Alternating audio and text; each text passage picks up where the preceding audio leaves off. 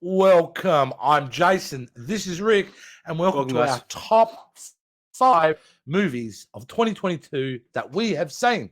And Rick, let's get into this list straight away at number 5. All right, I'm going to go first, Rick. I'm going to launch this sucker first. All right, Go for it, now, mate. I really struggle with my number 5. I'll be really honest with you because, as always, there's always a couple of movies that you move from your top 5 to your top 10. They move up and down, Of course. but I love this film so much. And because I grew up in a world where I loved action films and all that, it's always good to see unique, different kind of action films. And what I saw only recently, well, I'd say a couple of months ago, I saw this. I absolutely loved it, Rick, was Bullet Train. Nice. Brad Pitt, Bullet Train.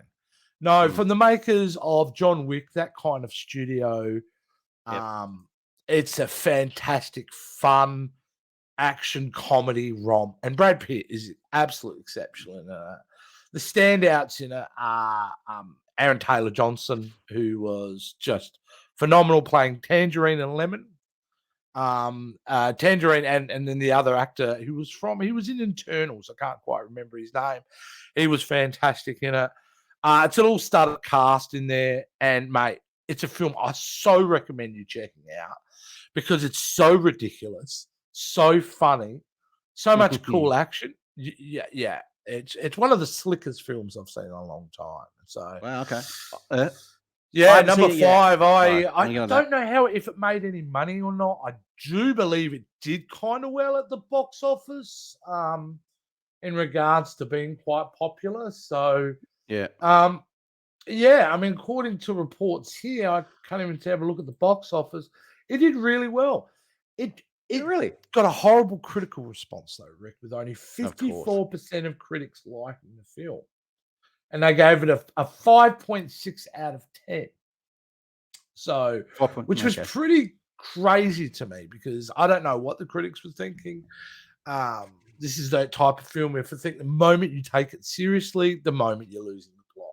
Yeah. So, you know, in regards, it didn't get a great response. And look, it grossed $100 million in the US and a worldwide total of $239 million. So, was it a super massive hit? But I think it's one of Brad Pitt's funnest performance since Fight Club, put it that way. Okay. He's having a lot of fun in this movie. Anyway, Rick, let's move on to your number 5. What was your number 5?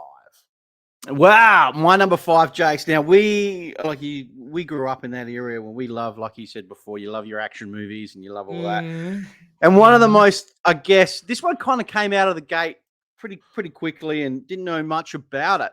I'm talking about Prey. Now, Prey is the prequel to The Predator. This was released on Hulu and it was released on Disney Plus. I think that's how we saw it. That's how we saw it. Yeah, it wasn't released in the cinemas, unfortunately. But I think they did an excellent job creating a fresh new story to this Predator franchise. Because let's face it, the previous sequels and spin-offs just felt like money grabs to me. You know what I mean? Not so great. No, they weren't. They weren't. I loved how it was set in the 1800s. I love the whole American side of it, the Native American side of it. The acting was fantastic. I think the standout was obviously Naru, who was played by Amber Midhunter. I thought she was just phenomenal. You don't have to know much about the Predator side of things either. With the previous movie, I think you can just go in and enjoy this movie for what it is. And this is just a raw movie with hand combat, Predator versus human. That is it. And I just thought it had everything in this. I really, really enjoyed it. Like I said, if you've got a really big screen, watch it on that because it's a shame that we couldn't see this on the big screen because I thought it would have done really, really well on the big screen. Had some good reviews. It is, definitely one of my top 5s. Well, I liked that my choice, and you know what? Number 6 was Prey for me. So that was one I was. It came with it. In my top 10. Prey was right there, and you're right. It was such a surprise. I hadn't seen Money Train, and so I don't. Far more critical love an audience love than my number 5. Correct. That's for sure. Yeah. All right, let's crack in and move on to our number 4. All right, my number 4. Well, and it's surprising it's actually slipped to number 4 because I would have said after I've seen it, this is maybe the number 1, number 2 best film I've seen of the year. Yeah. But at number 4, Rick, I've put the surprisingly excellent The Batman. Oh, good choice. So, yeah, and I mean, this is, what can you say? This is a film that really, did we really need another Batman film? Not really. No. It was the audience clamoring for another Batman. We'd seen Batman has been done so many times already.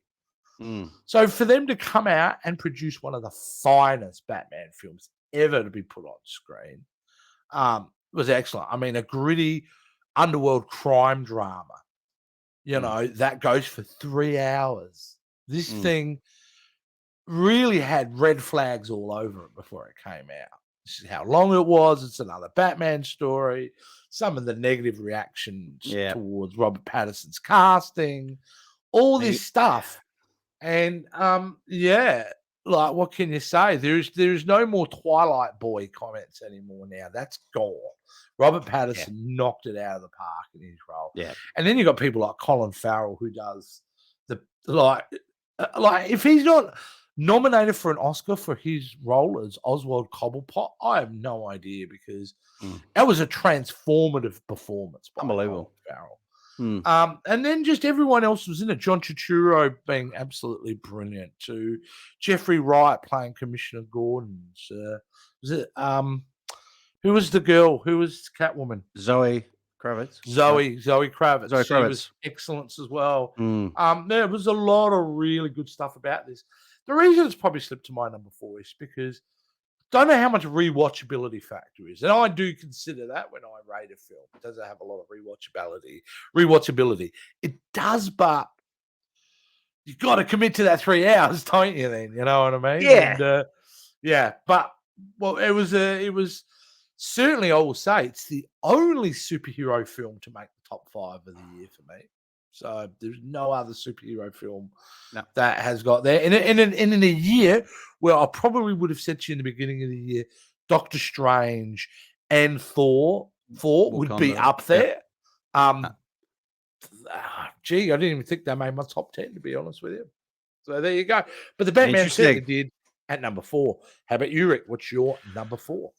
Mate, I went in a completely different direction, buddy. I went and I really enjoyed this movie. I don't know if you're into the whole murder mystery type movies. I am. But you are? Yeah. Amsterdam. I really enjoyed this movie. Now, if you guys don't know it, it's directed by David Owen, who did American Hustle. He did Three Kings. David O. Russell? Yeah, David Owen Russell. For those who don't know anything about it, in the 1930s, 3 friends witness a murder and they're framed for it, and they undercover a outrageous plot in the American history. It has an absolute stellar cast. As you can see Bale, just on the poster. John David Washington, Margot Robbie, Chris Rock, Mike Myers, which was awesome to see. Zoe Saldana, and then you had Robert De Niro as well. You can't go with Robert De Niro. But the 3 standouts were the 3 main characters was Christian Bale, John David Washington, and Margot Robbie. Those 3 just make this movie. It is just phenomenal. It is like it's a fast-paced, quirky, charming movie, and it's in between Sherlock Holmes and Knives Out, if you want to put it in that content. Great. Well, we love Knives Out. We actually will be watching Glass Onion tonight, I believe. Yes, yeah. So I'll definitely put Amsterdam on the list as well. Definitely put it on there, man, because it is definitely worth a watch. I've really, really enjoyed it. It is a bit of a longer movie. There are some scenes that kind of drag out a little bit, but that whole storyline and it's in part of it, it's just phenomenal. It's really good. I think you'll enjoy it. So fantastic. Amsterdam. Yeah. Brilliant. Let's move on to number 3. Now, my number 3, well, I'm just going to put it out there, is the magnum opus of James Cameron, and that is Avatar: Way of the Water. Now, Rick, we had just seen this about a week ago, and no one really knows our feelings yet. And we will be doing a review on our sister channel, Spectrum Sanctorum, and you'll be able to check us out for a longer, deeper review of that. But for here now, look, what can I say about this film? It's to me, it's even beyond cinema. It's almost like getting to that gray area of an experience, because that's what Avatar 2 is, very much an experience. It is just grand in every sense of the word, not just with its visuals, but its storytelling, its concepts. Look, it was I was a bit worried, Rick, when they said, "Oh, it's really about a bunch of young kids." And I'm like, "Oh, here we go." Oh, where Cameron's back with the young kids. But these kids were fantastic, great casting. So the movie was absolutely wonderful. It was such a joy to go back to the cinema, Rick, and see such an amazing experience of film. Because the last film I'd seen before Avatar was Black Adam, and that was not a grand cinematic experience for me.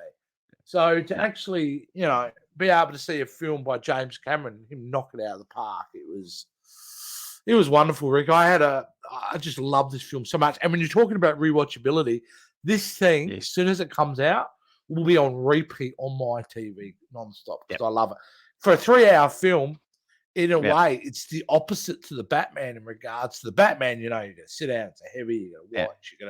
The Avatar, there's a lot of good stuff going, but you could just surface watch that and really enjoy it too without having to think too deeply, which I appreciated for it. So James Cameron, The Avatar: Way of Water, which has just, and I believe, just about to hit the $900 million. Oh, he's going to do it. As of today. So the film's profitable. That's what it had, though. To break even, the film needed to clock $800 million. It's done that. So now it's profitable, which is fantastic, which means we're going to see these other films. So that was my number 3. Your number 3, Rick. My number 3. We're on the same page, Jace.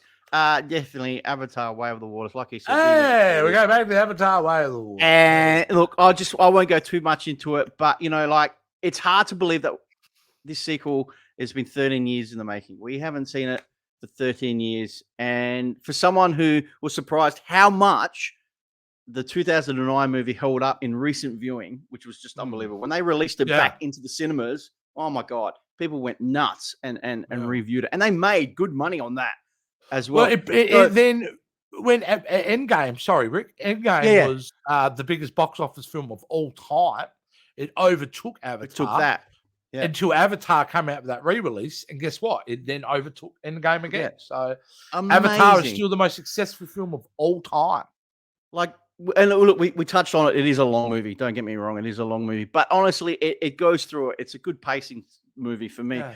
The storyline is paper thin. The plot has so many holes in it like Swiss cheese. But I didn't care. You know why?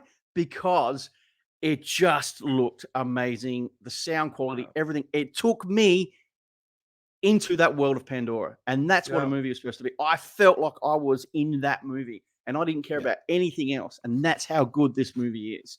It is a fantastic go see it. Movie. It is a fantastic movie. And it's only, you have to see it on the big screen. Don't wait for it to come out. Go see it on the big screen because it is worth it. Agreed.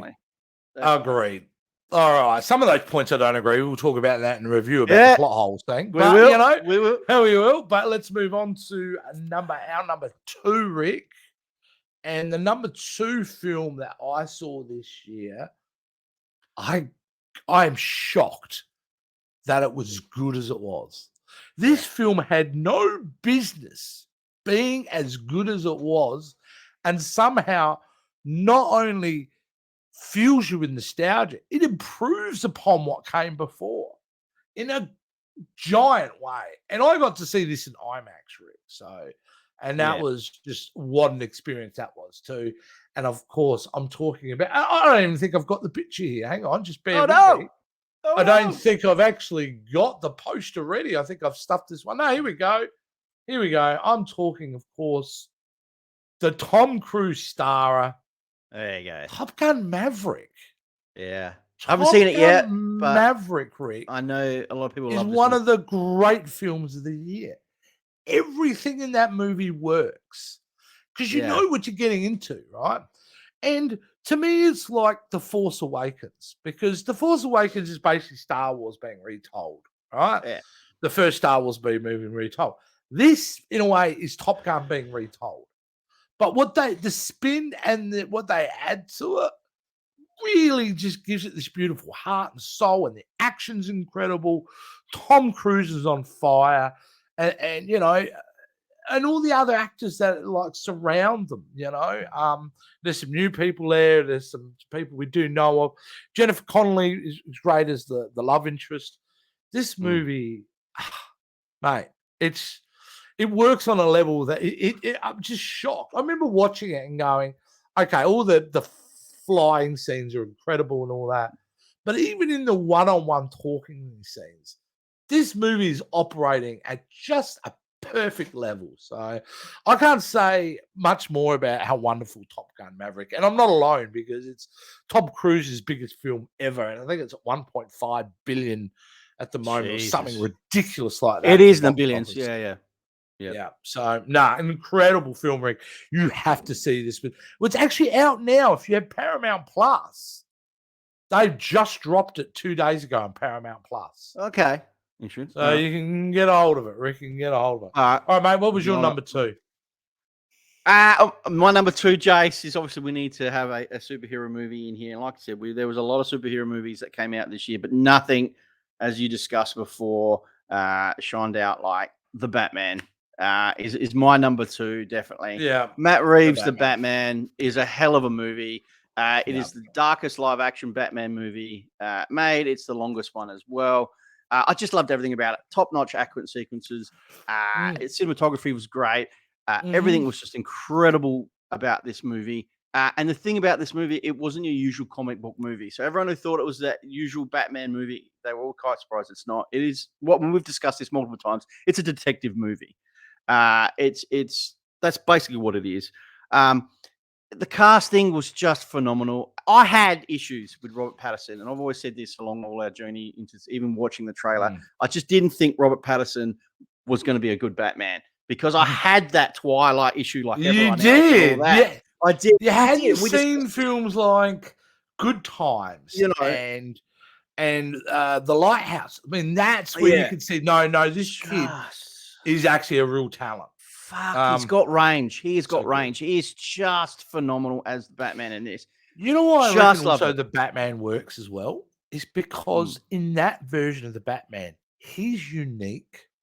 Like, there's no Superman, there's no Green Lantern, there's no other heroes. So it makes him unique. It makes him like stand out. And for the film, can you imagine a Superman or a Green Lantern in that universe? No, it wouldn't work. Real. No, wouldn't work. So no, I mean the first 2/3 of that movie was just amazing. Everything was just brilliant. You know, and we spoke about obviously the casting and you know Paul Dano playing the Riddler was just phenomenal, man. Like he played this dark, creepy serial killer. It was just so good, his performance. He was so disturbing. It was brilliant. It was. So, you know, look, this is out on streaming at the moment. If you haven't seen it, jump it on. I think it's on Netflix. Oh, it's on Netflix, mate. It's all over the place. So get on it. It's not I mean, I've watched it a couple of times since we've watched it in cinemas. Yeah. But yeah, no, it's definitely worth it. Get on it. Got to check it out. Now, Rick, we now move to our number one movie. And spoiler alert, we've got the same movie. Yeah. So, which I was shocked that you had this. I didn't even know you had seen this film. Oh my God. Yeah. So, but what I'm talking about is what Doctor Strange and the Multiverse of Madness should have been. So it should be. And that is everything, everywhere, all at once. Holy shit. Crap, Rick. This film literally came out of nowhere.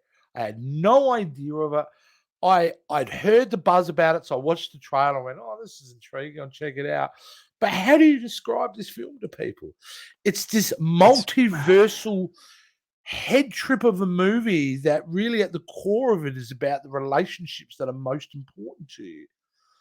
And it is just done in such a unique way, Rick. It's hard to explain to people, isn't it? It is what hard. That film is. You just got to go, you got to see it. You got to see it to understand what it's all about. But it was so beautifully executed. And by the way, if we're talking Oscar nominations, like I said before, Jamie Lee Curtis, her supporting role, literally playing the villain of the movie. Well, kind of. kind of for most of the movie, is amazing, is incredible. The fact that we get Short Round back. I know. How good is it? 25, 30 years after he last acted, he's back in this film playing Michelle Yeoh, husband. It's just, this film is bizarre. It is beautiful. It's hilarious. 3 words, Rick. Hot dog fingers. Yes. You know, where else are you going to see a movie where you have a fight scene with dildos? You know what I mean? Like, this is how a well choreographed, exciting. I know how good was that? Incredible. Just mind blowing. So clearly, it was the film of the year for me, Rick. It just stood out, so unique, so different, so well made. That's right. It's an independent film, right? But this is what the beauty of cinema is. Even if you might not have the budget of Hollywood, if you make just a great movie, people will see it and people will recognize it. And Everything Everywhere All at Once is certainly an example of that. I think people need to, like you said, they need to see it for themselves, because it is a very mind-bending movie. Like, you really need to think, because it's just the way it is. It stunningly looks fantastic. James Hong, I thought I can't believe he's still around. Like, he was big in the 80s. But he's still around. James Hong was still there, which is, playing that. And it had elements of certain other movies into it. But I loved how quirky this movie was. And like you said, Jamie Lee Curtis playing that, she plays a tax agent, I guess, tax agent, but the way she just played it so well. Yeah. And then there was her daughter, Joy, or her name was Stephanie, someone, I can't remember her last name, but she was fantastic as I guess the villain in this movie as well. And then they were creating something. I don't want to go into too many spoilers if you haven't seen it, but just amazing. This movie really made me think. It felt like this was what my head was like. There was just so many things happening. I just loved it. I really, really enjoyed this movie. Look, it's certainly something I had never seen before. And that's what always attracts me, Rick. As someone who's now heading towards 50, I've seen every story done thousands of times. Correct. Cinema, being a film buff. So when you come up with something wholly original and different like that, and then you go and outclass a $180 million Marvel film, because really, that's what they promoted Doctor Strange as, being a multiverse of madness. This is a multiverse movie about multiverses. And it's like, that's a movie about multiverses. Yeah. Like, you had a 5-10 minute sequence. This thing, the whole film was around it. So, Raccoon Tui. Just these things. The movie. It's so good. It's so good. It's so great. So there you go, guys. That was our top 5 movies that we saw in 2022. Now, in this day and age, Rick, it's impossible to watch everything. So that's why we're just giving our top 5 of what we've seen. I don't know about you, mate, but I don't have enough time in the day to keep up with everything. No. But these are the ones that stood out. We loved them. I tell you what, Rick, I'd really love to know what these guys out there, and thanks for watching, of course. We love and appreciate your support. Really appreciate it. What was your top 5 this year? Like, what did you see that you loved and what made it? Did you agree with some of our choices? You think some of our choices were dodgy? I know clearly Rotten Tomatoes doesn't agree with me with Bullet Train. Do you? Rick, just verbally tell them, how do they connect with us and let us know what their top 5 films of the year was? Guys, all you need is give us a thumbs up for the video. Also, give us a comment down below as well, guys. Hit that notification bell as well. Follow us on all our social media sites as well, across there. And just, like, share, and comment on everything, guys. We'd really, really appreciate it. Yeah, thanks, guys. And don't forget to go check out our merch store. What's the address to that? popculturespredstore.com. All the links are down below, guys, as well. So just click on the links down below and you'll go to all our socials and the merch store as well. So go check that out. Great, guys. Really excellent. And that's the last show we'll be doing for 2022. We thank you guys for your ongoing support to the channel over this time. We'll be back in 2023 with our podcast and some brand new stuff, shows, and all this fun stuff coming up. So thanks for watching. Thanks for supporting. And we'll see you guys next time on the Pop Culture Spread channel.